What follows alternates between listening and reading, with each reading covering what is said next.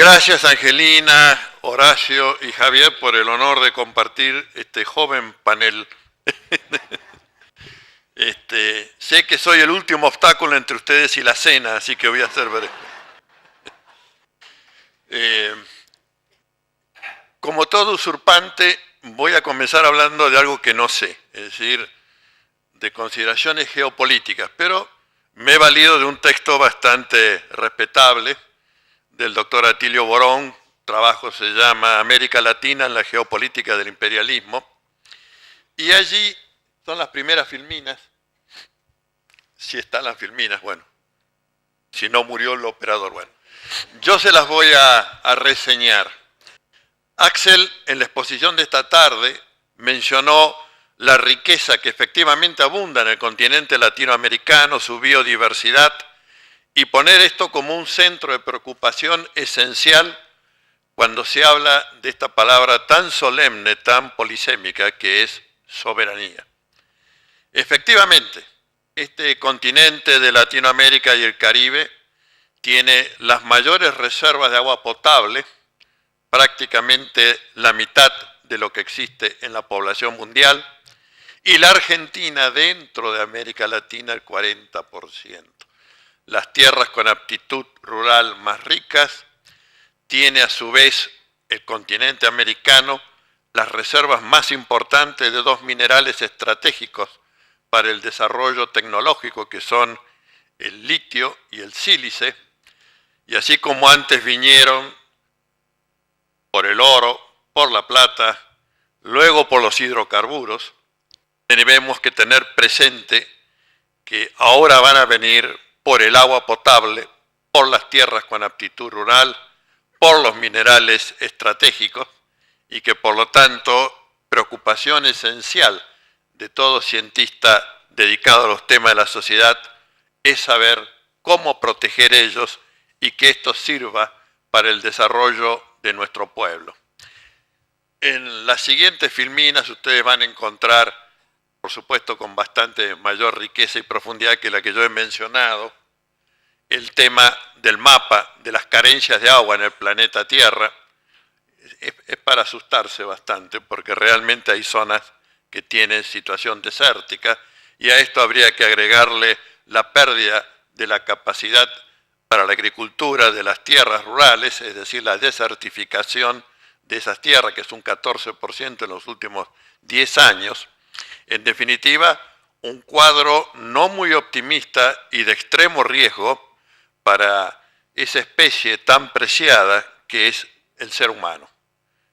Si, decía el trabajo de Borón, si todos los pueblos del mundo consumieran como Estados Unidos, necesitaríamos 2 planetas Tierra más, 2,5 planetas Tierra más, para atender a ese nivel de consumo. De manera que debemos tener una extrema conciencia de que desde la década de 1960 para acá, la Tierra no alcanza a reponerse del proceso de consumo y extracción a que está sometido. Y esto es un tema al que el cientista social no puede desviar la mirada. En un trabajo reciente que tuve el privilegio de presentar del doctor Aníbal Facendini sobre el tema del acceso al agua potable como tema de lesa ambientalidad, miren qué lindo término, lesa ambientalidad, se introduce lo que para mí constituye una suerte de ruptura epistemológica entre la vieja antropología y la nueva, donde ya no se hace centro, ya no es un antropocentrismo la preocupación en la que debemos detenernos. La preocupación es en el biocentrismo, es decir, de la especie humana en la naturaleza y en una convivencia con esa naturaleza de modo de no destruirla. Y allí, por supuesto, ese tema central, social, que es el del acceso al agua potable en la dimensión del universal. Si hay un factor que define la pobreza extrema, ese factor es la privación del acceso al agua potable y la privación, en segundo lugar, de servicios sanitarios que tutelen la salubridad de la población. Por ello, es muy importante prestar atención en el nuevo movimiento constitucional latinoamericano, fundamentalmente las constituciones de Venezuela, de Ecuador y de Bolivia, porque allí se recupera el concepto de nuestros pueblos originarios de bien vivir, que significa vivir en armonía con la Pachamama, con la tierra, con la naturaleza, tomar de ella, pero no de una forma que destruya o que impida la reproducción o la sustentabilidad, o que se quebrante el equilibrio biológico en función de estas políticas extractivas. Creo que estas preocupaciones son inherentes a todo aquel que quiera abordar el concepto de soberanía en la ciencia social contemporánea. No podemos pensar en una soberanía como algo ilimitado, como una facultad de hacer o dejar de hacer a nuestra entera volición. No, estamos condicionados por esta nueva lectura que debemos hacer del equilibrio de la especie humana en la naturaleza y donde se desplaza el antropocentrismo para dar entrada al biocentrismo y comprender que en ello están las condiciones de reproducción de la vida humana y de permanencia del planeta Tierra y todas sus especies. Ahora sí voy a pasar a la parte jurídica, ceso la usurpación. Y como padezco la enfermedad infantil del optimismo, quiero creer que en algún momento, más pronto que tarde, esta sociedad, este pueblo, se va a proponer una reforma constitucional. No es entendible que sigamos rigiéndonos por un modelo 1853-1860, donde la preocupación central era preservar un sistema rentístico y agroexportador, sea el modelo normativo para los desafíos del siglo XXI. Creo que necesariamente la próxima reforma constitucional tiene que atender a estos desafíos del siglo XXI y tiene que definir ejes fundamentales en su parte dogmática. Es de la parte dogmática de donde vamos a frenar la presencia devastadora del capitalismo salvaje, es de esa parte dogmática donde frenaremos a la troika del Fondo Monetario Internacional, del Banco Mundial y el consenso de Washington. Creo que pensar en ese proyecto constitucional que en sus albores de este debate se definió como una constitución emancipadora y que también ha sido nominada como la constitución del proyecto nacional, ese debate el pueblo argentino se lo debe y ese debate va a ser consustancial para configurar el concepto de soberanía en el estadio actual. Y porque tengo la convicción firme de que los cambios sociales, esta es otra forma de cambio, no identificar con los globos amarillos, estoy hablando de cambio social, los cambios sociales deben hacerse con el instrumental jurídico. El derecho puede jugar una función anticipadora de legitimación de los procesos de cambio. Y como todo seguidor, por lo menos en esto, de las enseñanzas de Althusser, sé que para que una práctica social, en este caso el proyecto nacional en curso, pueda mantenerse, requiere de una reproducción ampliada. No basta con mantener. Para mantener se requiere ampliar. Pero no me empiecen a leer que todavía no llegué ahí. Ya viene, no sean impacientes. Atiendan a esto. La reproducción ampliada es la condición de la permanencia de este proyecto. Si esto se estanca, nos venimos para atrás. De manera que seamos conscientes que preservar todos estos logros de los que hoy hizo síntesis, brillante por cierto, Axel Kicillof, requiere que el proyecto se profundice. Y nuestro aporte, porque en definitiva algunos de nosotros somos abogados, es que esto se haga desde el empleo del herramental jurídico, para darle ese cauce de legitimidad y de consenso que implica la norma de derecho y el principio de prevalencia de la regla de derecho en la resolución de los conflictos. Entonces, ahora sí voy a leer, porque la semántica constitucional tiene sus exigencias, algunas ideas que hemos ido pergeñando con un elenco que pronto se dará a conocer también como la Cátedra Arturo Sampay, donde vamos a hacer aportes para el debate, porque todos nosotros participamos de la idea que la Constitución, si es, tiene que ser obra de todo el pueblo, no de la pluma iluminada de 4 o 5 togados, sino un debate sustancial que recorra desde el jardín de infantes hasta el geriátrico, que todos los cuerpos e instancias sociales puedan ser oídos, hagan conocer su propuesta, ya vendrán después los juristas para tamizar y llevar eso a la norma escrita. Pero el debate, y que sea vivida como socialmente obligatoria la futura Constitución, es parte sustancial de su validez. No tiene que ser un acto de fuerza, tiene que ser un acto de construcción colectiva.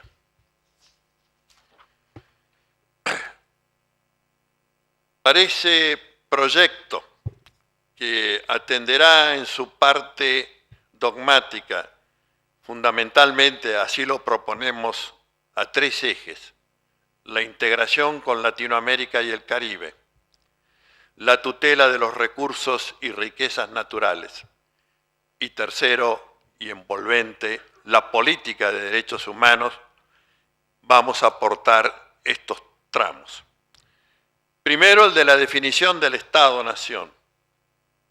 La nación argentina, surgida de las luchas por la independencia nacional y del continente suramericano, reconociendo y valorando a los pueblos originarios que poblaron su territorio y el continente que integra, adopta la forma republicana, representativa y federal para su gobierno, en base al principio de soberanía del pueblo de la nación, fuente de toda legitimidad política, y su derecho a la autodeterminación y a la independencia económica. La nación argentina es multiétnica, respetuosa del pluralismo cultural y de creencias, con igualdad para todos sus habitantes, fundada en una justa distribución de la riqueza y de la capacidad para el acceso y satisfacción de los derechos humanos, civiles y políticos y económicos, sociales y culturales. La nación argentina es un Estado social de derecho, respetuoso de la paz entre las naciones y del principio de no injerencia en las cuestiones internas de los Estados. No habrá en su territorio armas de destrucción nuclear o masivas, ni bases militares de potencias extranjeras. Me permito aquí hacer un alto para señalarle a la audiencia que al sur del Río Grande tenemos instaladas 74 bases militares. Como comprenderán, es muy difícil hablar de soberanía con 74 bases militares instaladas en este continente suramericano. De manera que es importante que en nuestra futura Constitución establezcamos que no va a haber bases militares en territorio de la nación argentina, porque esto es parte del derecho de autodeterminación y de nuestra soberanía.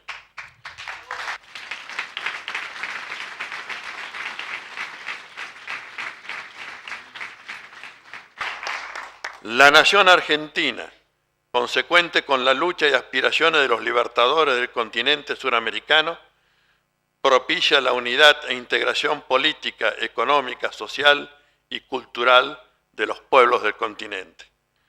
La nación argentina ejerce soberanía, la que se asienta en su territorio continental y de las Islas Malvinas y del Atlántico Sur. Ejerce dominio pleno, imprescriptible e irrenunciable sobre dicho territorio, así como sobre el mar territorial y el espacio aéreo sobre el territorio continental de las islas y el mar territorial. Los símbolos de la nacionalidad son la bandera argentina, el escudo nacional y el himno nacional, generados en su decurso histórico. Paso a definir la política de derechos humanos. Algo breve antes.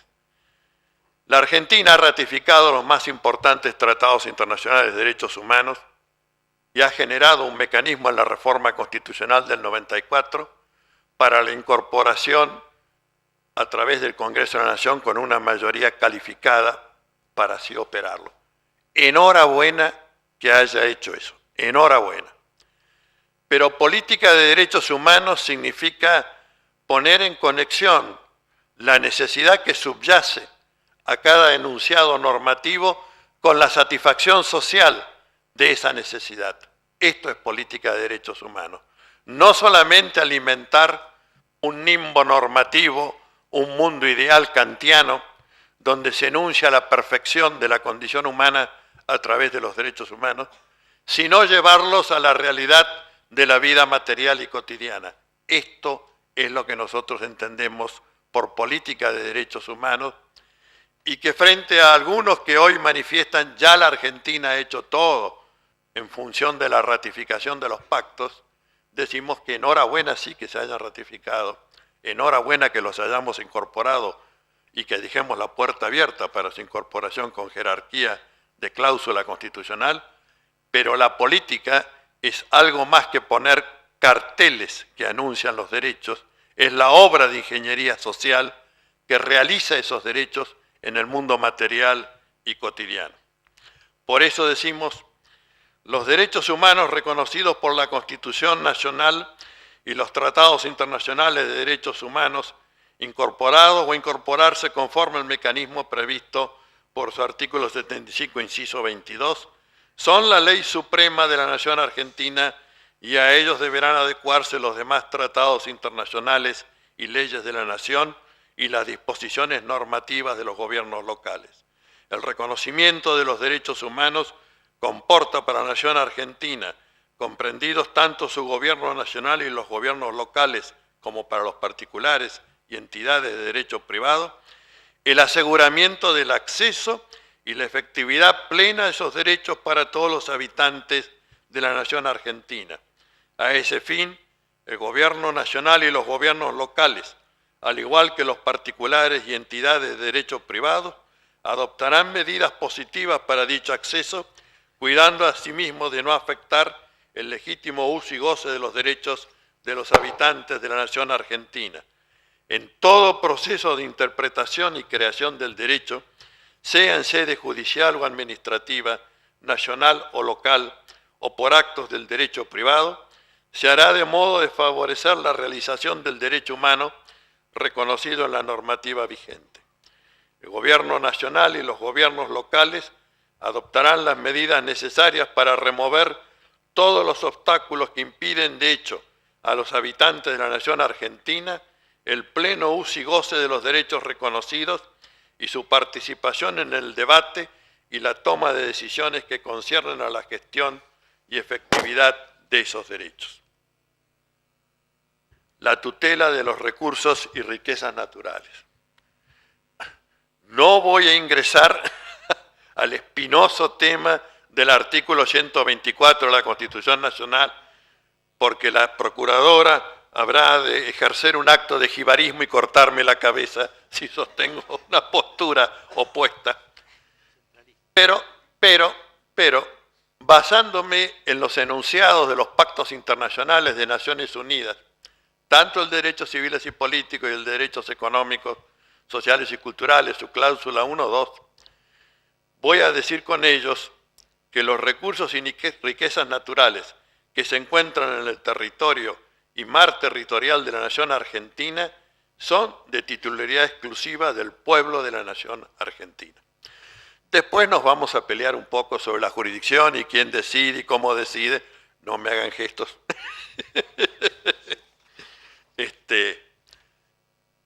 Pueblo de la nación argentina. Ni el gobierno ni el Estado, el pueblo de la nación argentina. Eso dicen los pactos internacionales y no vamos a volar por debajo de lo que dicen los pactos internacionales. Definimos al orden público constitucional estableciendo que todos los contenidos de la Constitución Nacional conforman el orden público constitucional y serán insanablemente nulos los actos de autoridades o particulares que intenten afectar sus disposiciones. Nuestra integración con Latinoamérica, el Caribe y el mundo.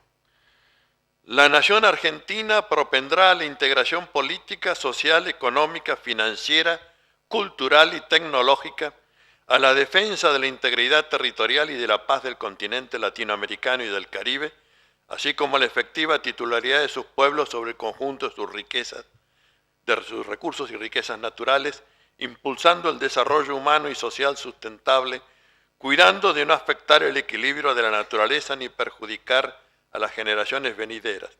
Sobre la base de la igualdad efectiva de trato, la nación argentina propiciará asimismo la integración con todos los países del mundo, respetuoso de los valores antes enunciados, sin admitir forma alguna de colonialismo o neocolonialismo, ni sujeción a dictados o directivas de órganos o entidades supranacionales que puedan afectar su soberanía plena y el derecho de autodeterminación de su pueblo. Quiero destacar, filmina siguiente, quiero destacar que en el nuevo Código Civil y Comercial se ha ampliado la nómina de los bienes pertenecientes al dominio público. Voy a dar lectura a los dos incisos en que esto está contemplado.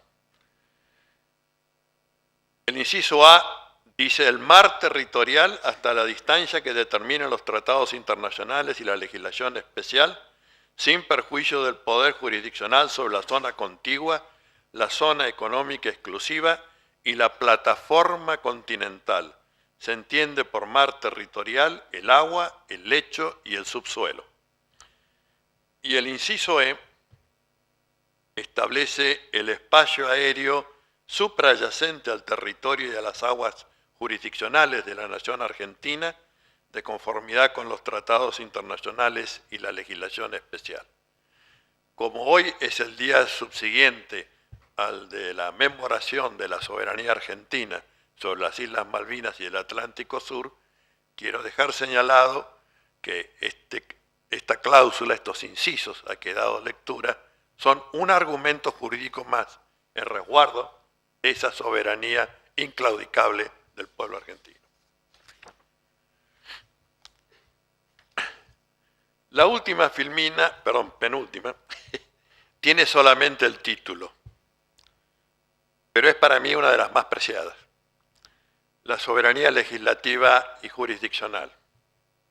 Hoy hemos escuchado en palabras de Alfredo Zayat la situación en que estamos por haberse adoptado convenios, los tratados bilaterales de inversión y de protección de inversión extranjera, que han sometido nuestra soberanía legislativa y jurisdiccional.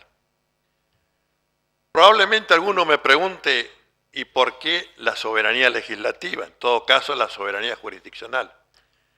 Pero podemos decir con conocimiento de causa que cuando entregamos la soberanía jurisdiccional también estamos cercenando nuestra soberanía legislativa, porque ningún tribunal extranjero aplica nuestras normas generales, las leyes de la nación, precisamente en aquellos que son los contratos de mayor importancia económica para el pueblo de la nación argentina. Por lo tanto, esos convenios, esos tratados, han configurado lesión, inquebrantable lesión, al artículo 27 de la Constitución Nacional, que habla de que los tratados con las potencias extranjeras no pueden afectar el orden público constitucional. Y esos tratados comportan también quiebre de las potestades del poder legislativo de la nación, porque le arrancan un tramo del artículo 75, inciso 12, y le arrancan al Poder Ejecutivo, que es poder colegislador, facultades contempladas por el artículo 99 de la Constitución Nacional. De manera que todo este espectro normativo se ve afectado por estas disposiciones que son de rango inferior. Y cuando digo de rango inferior, me hago cargo de lo que dice el artículo 75, inciso 22 de la Constitución. Sí, los que tienen el rango mayor son los tratados internacionales de derechos humanos. Los otros tratados tienen jerarquía mayor que las leyes, pero por debajo de la Constitución Nacional y de los tratados internacionales de derechos humanos. Y si en esos tratados internacionales de derechos humanos, así como en la Constitución, particularmente su artículo 33, se habla de soberanía y de derecho de autodeterminación e independencia económica, todo tratado que se haga con otro país por razones de comercio, por razones de inversión, tendrá que ajustarse a la supremacía de la Constitución y de los tratados internacionales de derechos humanos. Esa y no otra es la lectura del artículo 75, inciso 22 de la Constitución Nacional. Y no hay ningún tratado bilateral, ni el convenio CIADI, que sean respetuosas de esta estructura jerárquica que hemos incorporado en la reforma constitucional del año 94. Sabemos que pueblos y gobiernos de Latinoamérica han denunciado sus compromisos a través de los tratados bilaterales. Somos de los que sostenemos que hay que avanzar un paso más. La denuncia posibilita igualmente una supervivencia prevista en estos tratados de 10 años, por lo cual estamos hablando de la anulación de las cláusulas en que se somete la soberanía legislativa y jurisdiccional. Porque eso es lo que dicen nuestros textos constitucionales. Porque eso es lo que dicen los tratados internacionales de derechos humanos. No solamente Argentina, sino todos los países de Latinoamérica han ido incorporando con la jerarquía aquí nombrada. De manera que es en nombre de esta supremacía de la Constitución y de las convenciones que efectivamente debe disponerse la nulidad, porque esos tratados han sido actos de fuerza, de sometimiento, y tienen la misma historia que las leyes de punto final y de obediencia debida. Y así como el gobierno argentino, este gobierno, reaccionó frente a esas leyes de la sumisión a las responsabilidades del Estado terrorista, también tendremos que buscar ese camino para recuperar nuestra soberanía legislativa y jurisdiccional. Debe ser un principio que se tendrá que consagrar en la futura Constitución de que no habrá convenio por el que aquellos actos jurídicos que deben realizarse o producir efectos en territorio de la nación argentina queden sometidos a ley o jurisdicción extranjera. Continuando con esa enfermedad infantil del optimismo, hemos entregado nuevamente al Congreso de la Nación un proyecto elaborado con varios colegas donde se establecen los presupuestos normativos para anular el artículo 1 del Código de Procedimiento Civil y Comercial, que es donde abandonamos el principio de territorialidad para la ley y jurisdicción, y donde se establecen los mecanismos para proceder a la nulificación de los tratados y de las normas por los que ya se ha sometido esa soberanía legislativa y jurisdiccional. Creo que un jurista que esté convocado a un debate sobre el concepto de soberanía no puede soslayar este tema. Esto debería ser parte del dogma, diría, de la formación de los juristas y expresión de su compromiso y pertenencia a esta Latinoamérica y a esta querida patria argentina. Y ahora sí, como cierre, no siempre tiene que buscar la frase de algún tipo famoso. Ya viene, ponerlo. Esta vez le tocó a Max Weber. Y decía el bueno de Max Weber: es una verdad probada por la experiencia histórica En este mundo solo se consigue lo posible si una y otra vez se lucha por lo imposible. Muchas gracias.